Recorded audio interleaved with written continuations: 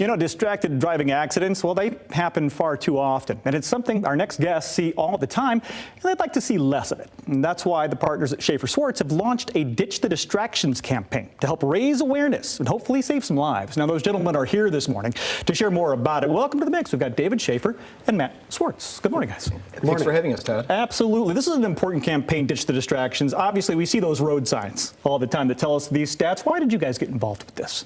Well, we think it's very important. We think that, not unlike drunk driving, we think one of the leading causes of accidents really is distracted driving. And we think that people on their cell phones, people engaging in all the electronics in their car, we think that leads to the vast majority of accidents. I'd have to agree. I think we all see them on the road sometimes and we get frustrated and say, nah, you got to stay off your phone. Look, eyes up, right? 10 and 2 is what we used to be told a long time ago. So what exactly is the campaign, Matt? What are we going to do with Ditch the Distractions? Is it an awareness campaign?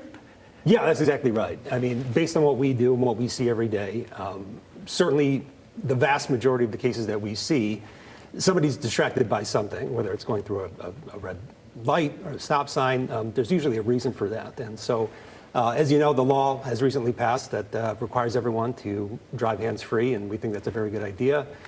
Even though it's not always clear, we do usually suspect in these cases that we work on, the vast majority of people are either distracted by a phone or some other device in their car, and that leads to a lot of crashes.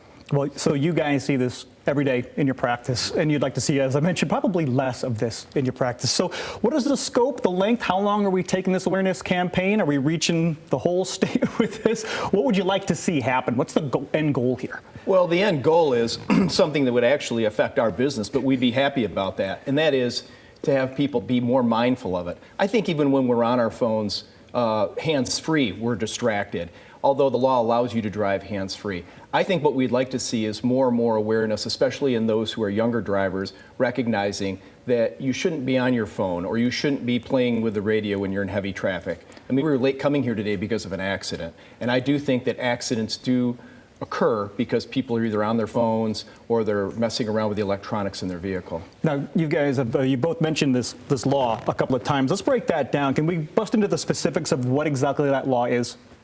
Yeah, essentially what it requires is just everyone to be hands-free, meaning if you are on the phone, as Dave said, we don't usually recommend being on the phone if you can avoid it, but if you are on the phone, whether it's using maps or talking, sending a text, you don't do that, but you're required to be hands-free. So whether it's mounted to your car, using voice, basically it just requires you to have both hands on the wheel. Okay, so phone calls are accepted, but you can't be holding the phone. Is that what I'm hearing? That's correct. What you're not allowed to do, before the law changed, you could manipulate your phone for any reason as long as you weren't sending a text message.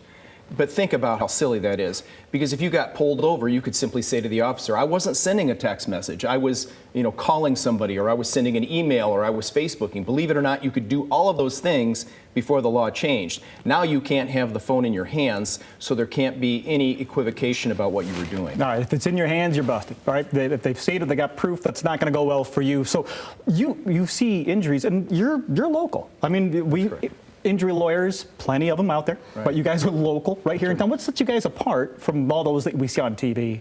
Well, I mean, everybody else that advertises on TV in West Michigan, there isn't one of them that was born and raised here. I was born in Muskegon, and save for the 7 years that I spent in either college or law school, I've always lived in Muskegon. I still live in Muskegon, and what sets us apart is instead of those lawyers that you see on TV that ask you to call them, who are primarily based in the Metro Detroit area, we're right in Muskegon. Our office is right there, and we service the entire lakeshore.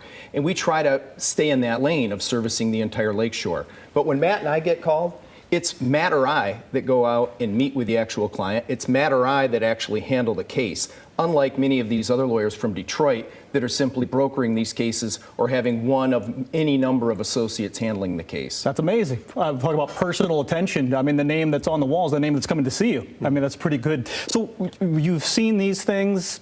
Someone's injured in an accident. Let's say it's happening right now. Somebody's watching this and they're like, this just happened to us yesterday. I got a sore arm. What should they do? Well, what they should do is they should immediately seek out medical attention. I mean, after obviously the police are called, which you're required to do in any accident under the law, what they should also do is seek out medical attention. And if they're seriously injured, they ought to go get checked out. And then the next thing they ought to do is, I know it sounds like I'm pandering to myself here, but they ought to call somebody like us because we know what to tell them to do in terms of making sure they make contact with their own insurance company, making sure that they understand what to do with respect to first-party no-fault benefits, which almost everybody's entitled to in the state of Michigan.